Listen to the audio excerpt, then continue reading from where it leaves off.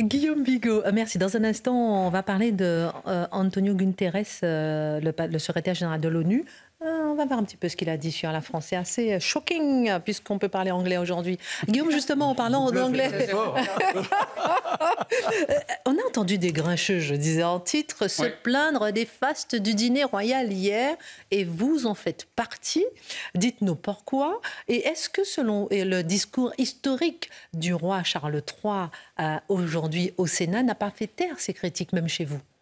Alors c'est plus compliqué que ça. Hein. C'est pas. D'abord, je ne vais pas m'instituer, parce que je ne suis pas porte-parole des Français ou de quelle catégorie de Français que ce soit. D'ailleurs, que je vais juste vous donner mon point de vue.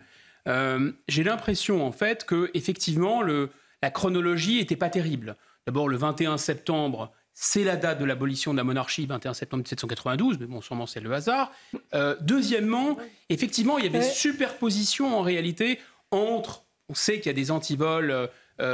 Par exemple sur la viande dans les supermarchés, que l'inflation est dans toutes les têtes, etc. Donc avec ces problèmes à la pompe, si j'ose dire, la pompe britannique, la pompe anglaise, la pompe monarchique n'avait pas trop d'effet. Ça nous pompait un peu l'air plus qu'autre chose, pour reprendre une petite métaphore. Voilà. En fait, c'est le plus gênant, et je crois que les Français sont évidemment assez mûrs pour penser, pour comprendre très bien que ce faste, hein, le faste monarchique, Versailles, la haute gastronomie, etc. Tout ça est un instrument diplomatique. Et c'est normal, c'est un dîner d'apparat. Et à mon avis, ils le comprennent parfaitement, sauf vraiment polémique de bas étage. En revanche, il y a quelque chose de gênant là-dedans, c'est qu'on a un peu cette impression, et d'ailleurs je pense que ce qu'on a reproché à Louis XVI, pour revenir à ce que je disais tout à l'heure, c'est pas le faste, c'est pas la puissance, c'est pas d'être un monarque, et même un monarque absolu. Ce qu'on a reproché à Louis XVI, finalement, c'était d'être pas suffisamment souverainiste. C'est parce qu'il était plus souverainiste qu'il a cessé d'être le souverain. Parce qu'il a donné l'impression, à tort ou à raison, de s'allier avec les puissants, avec les importants, qui d'ailleurs pouvaient s'allier avec des puissances étrangères. Et là, c'est un peu la même chose. Ce dîner à Versailles, on a l'impression que tous les people du royaume, on a l'impression que tous les importants, etc., tous ceux qui croient en la construction européenne, tous ceux qui croient dans le modèle mondialo-saxon avaient convergé à Versailles. Et c'est ça qui est un peu gênant. Alors, est-ce qu'on a essayé de donner un peu aux Français du pain et des jeux ? Le pain me semble maintenant un peu cher.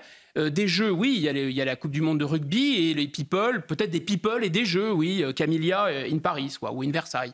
Alors, est-ce que le discours maintenant a pu corriger cette impression ? Je pense que le discours était très habile, il faut le dire. Le discours était à la fois en français et en anglais. C'est un peu une signature de Charles III. Le discours au Sénat, le discours historique. Le discours au Sénat, et même le discours pendant le toast qu'il a porté. Parce qu'il faut rappeler quand même que la langue française et la langue de la monarchie britannique, c'est une fondation française, c'est une fondation normande. Hein. Dieu est mon droit, c'est la devise de la monarchie. Et que la langue anglaise, c'est la langue des importants en France. C'est la langue des people. C'est la langue de la classe dirigeante des notables français. Et donc ça leur faisait plaisir d'entendre de l'anglais, j'imagine. Leur véritable langue. Ensuite, évidemment, il a joué très habilement sur l'émotion filiale, c'est-à-dire le fait que nous avons tous connu sa maman, et puis maintenant on le connaît lui, etc. Il a bien sûr mobilisé l'héroïsme de la Seconde Guerre mondiale, où effectivement la Grande-Bretagne a sauvé le monde et a abrité la flamme de la résistance française, et bien sûr l'écologie.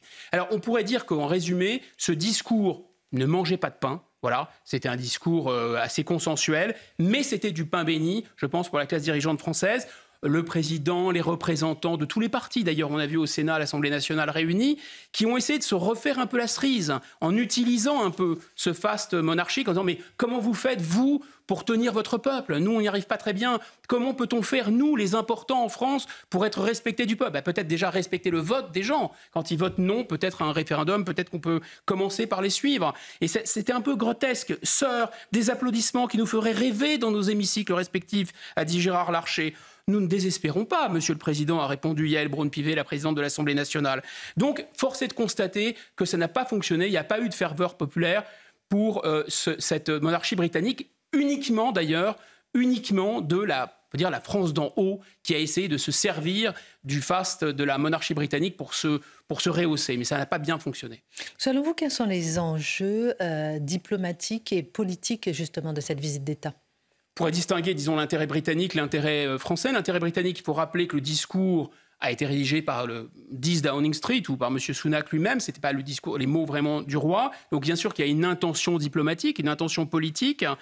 L'idée, c'est qu'il faut passer un peu de la pommade aux Français, surtout si on veut avoir de bonnes conditions dans les des éléments des négociations un peu frictionnelles sur la pêche, sur le contrôle des migrants sur la côte du Pas-de-Calais. Et puis, je crois qu'il faut vraiment nourrir aucune illusion sur les idées politiques, alors ni de M. Sunak, ni du roi, oui, du souverain Charles III, parce que ce sont les mêmes idées politiques finalement que celles de M. Macron. C'est-à-dire, c'est vraiment le mondialisme davosien.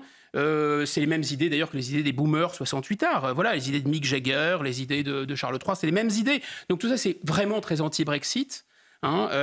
Vraiment écologiste à bloc, c'est-à-dire qu'on ne va pas dire trop fort, mais on le pense, on ne va pas dire trop haut, mais on le pense tout bas. Finalement, le prix de l'essence est très élevé, mais pourquoi les manants grinchent? Parce qu'en fait, il va bien falloir se passer des énergies fossiles, voilà ce qu'ils pensent, ils ne le disent pas, mais ils le pensent très fort, et on a bien compris. Ils sont évidemment, ils communient dans la diversité, le multiculturalisme. On a vu la visite, sous la pluie, dans la Californie française, la capitale de la Californie française, Saint-Denis, la Silicon Valley, comme dit l'autre.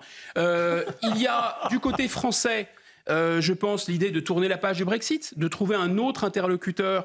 Je vois que ça fonctionne pas trop mal finalement. C'est bon ce soir. Alors attendez. Très bien d'être en retard. Laissez-moi respirer. On marque une petite pause. Avec plaisir. À tout de suite. Retour sur le plateau de Face à l'info, petit sourire en coin. Quels sont les enjeux de la visite d'État du roi Charles III côté français cette fois? Bon, il y a toujours le fantasme, si seulement on pouvait faire comme si le Brexit n'avait pas eu lieu, allez, on aurait dit que vous êtes toujours avec nous, etc. Il y a cette histoire. Il y a l'idée aussi de justifier, de légitimer la planification écologique du chef de l'État, de légitimer aussi le soutien à l'Ukraine. Vous additionnez mesures écologiques puis soutien à l'Ukraine égale dans l'équation, vous avez une explosion de l'énergie, du prix de l'énergie et de l'inflation. Et l'idée de surjouer l'entente cordiale, je pense que c'est surtout un moyen de remplir le vide laissé par le divorce franco-allemand, qui est complètement consommé. Vous savez, c'est extraordinaire, les dirigeants français sont géniaux. C'est-à-dire on a été cocus dans un couple irréel, un couple imaginaire. Franco-allemand ? Parce qu'en fait, l'Allemagne ne nous a jamais, entre guillemets, calculé. Le couple, il était unilatéral. Donc là, maintenant, les Allemands ne s'en cachent plus. Ils font même plus comme si. Le discours de M. Scholz à Prague, la puissance européenne. Alors oui, c'est des achats d'armement américains. C'est un bouclier antimissile avec les États-Unis, avec l'Angleterre et avec d'autres, d'ailleurs sans la France, pour l'Allemagne. Enfin bref, on est pris de vertige quand on songe à tous les sacrifices sur l'autel de ce couple fait depuis 40 ans. Un couple qui n'existait pas. Donc caucus sans être en couple. C'est magique. Voilà, maintenant... je pense que les enjeux sont très limités parce qu'il n'y a pas de nouveau traité qui a été signé d'ailleurs. Alors, comme le dit le roi Charles III, il n'y a, je cite, aucun défi que les Français et les Anglais ne peuvent relever ensemble. Comme ils l'ont souvent d'ailleurs fait par le passé, est-ce que selon vous, il n'y a pas quand même des choses qu'on peut faire ensemble avec l'Angleterre, avec la Grande-Bretagne ? Bon, d'abord, il y a cet épisode épique, les heures les plus... les finest hours, comme disait Churchill, de l'Empire britannique au moment de la croisade contre le nazisme. Ça, c'était évidemment extraordinaire. Plus généralement, quand on doit se battre contre les Allemands, le secours des Britanniques, évidemment, est absolument vital.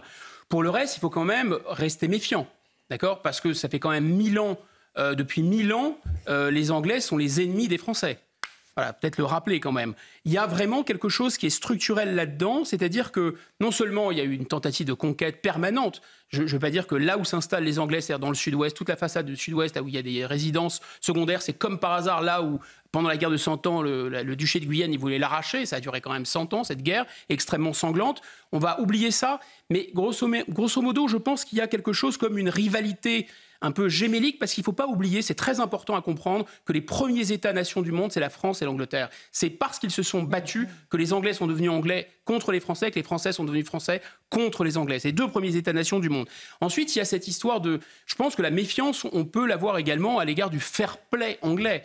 Charles III nous a gratifié de que le meilleur gagne. Moi, je veux bien, mais enfin, à chaque fois, c'est la perfide Albion qui gagne à la fin. C'est ça le problème, en réalité. Il y avait un diplomate qui m'avait raconté ça. Il m'a dit, pendant une négociation, un ambassadeur de France s'était scandalisé, mais enfin, les Anglais, vous trichez tout le temps. Et vous sortez toujours une carte que vous avez planquée dans votre manche. Et le diplomate anglais a souri, il a dit, mais non, c'est Dieu qui a mis la carte dans la manche. Voilà, donc ça résume, à mon avis, le fair play britannique. Et puis, je le souligne, il n'y a pas vraiment d'enjeu non plus très fort parce qu'il n'y a pas de nouveau traité. Le dernier traité avec la Grande-Bretagne, c'est le traité de Lancaster House de 2010, qui est un traité militaire, qui n'est pas sans importance d'ailleurs. Il y a des domaines de coopération importants, des productions de missiles à longue portée ensemble avec la Grande-Bretagne, une force de projection en commun, malheureusement pour aller faire les zozos au service des États-Unis en Afghanistan et ailleurs, enfin c'est un autre problème. Et puis, il y a la miniaturisation des essais nucléaires avec des échanges d'informations qui sont quand même assez stratégiques. N'oublions pas quand même que les moyens militaires de la Grande-Bretagne dépendent énormément des États-Unis. On parle de l'anglosphère à juste titre. Par exemple, les gens ne le savent pas, parce qu'on est dans l'anglomanie, mais il n'y a pas de sous-marin nucléaire britannique. C'est une technologie américaine qui est donnée aux Anglais. Donc ça n'a rien à voir avec l'autonomie stratégique de la France. Ensuite, c'est un pays qui est vraiment fragilisé. Alors on dit par le Brexit, c'est faux. Il a d'abord été fragilisé par son appartenance à l'Union européenne et par on peut dire sa libéralisation folle des années 80, qui l'a détruit quasiment de l'intérieur. D'abord, on voit aussi que, on en parle peu, mais l'Irlande du Nord est en train de se réunifier avec le reste de l'Irlande. Donc le Royaume-Uni va exploser. C'est une information capitale, personne n'en parle. L'Écosse va probablement prendre la poudre l'escampette. Donc le Royaume-Uni de Grande-Bretagne va sans doute éclater. Ensuite, ce modèle anglo-saxon grand bien leur face, mais cette mondialisation financière qui lamine les classes moyennes, c'est eux. Le libre-échange fou, en fait, qui a enrichi la Chine et appauvri les pays occidentaux. C'est eux. La fluidification du marché du travail qui fait qu'il y a beaucoup de migrants encore en Grande-Bretagne. C'est toujours eux. Le système multiculturel qu'adore Mathieu, c'est encore eux. Donc cette globalisation anglo-saxonne mondialo-saxonne, qui est en train de vaciller, moi je voudrais bien qu'on ne s'attache pas trop à l'Angleterre pour ne pas couler avec eux. Ce ne serait pas une mauvaise idée.